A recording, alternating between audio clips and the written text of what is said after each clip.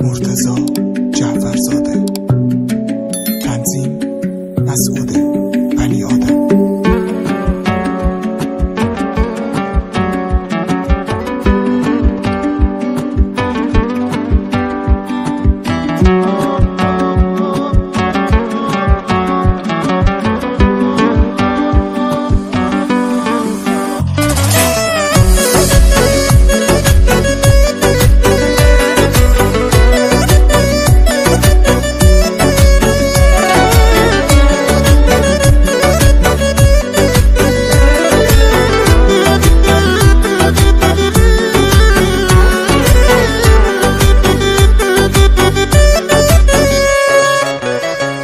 به جمعه شدا دلتنگ یام زیاده، مثل شب گرده عاشق راه میرم پیاده.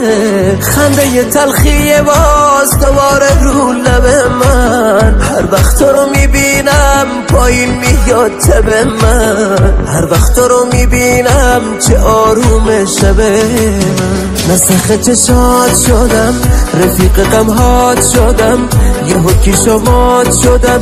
آخه کجایی؟ دلتنگ صداهات شدم، بارون چشات شدم. آخرش منو میکشه این جدایی. بس دیگه بیا نکن تا بی وفایی. بس دیگه بیا نکن تا بی وفایی.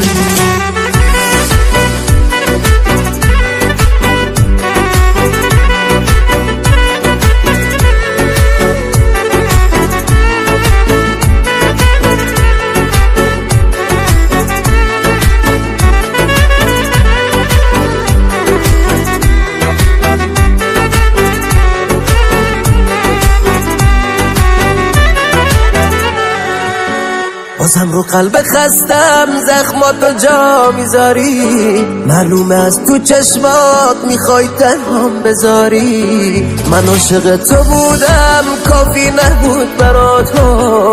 چی شد که از دل من کم میکنی هوا تو؟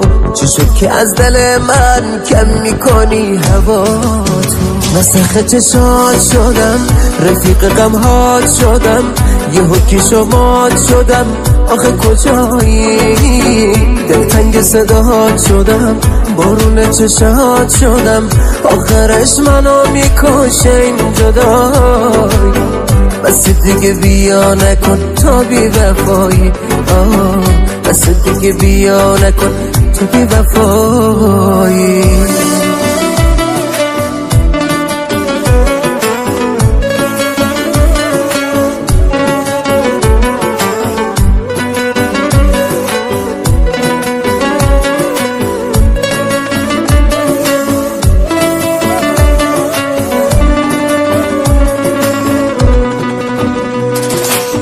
آروم نمیشه قلبم، ببین که خیلی خستم. من با عشق تو غرورم و شکستم. بس بی وفا دیگه ناله دارم. میرم با خاطرات تنهات میذارم.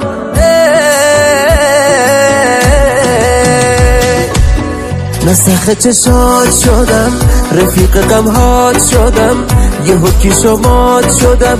آخه کجایی؟ دلتنگ صداهات شدم، بارون چشات شدم.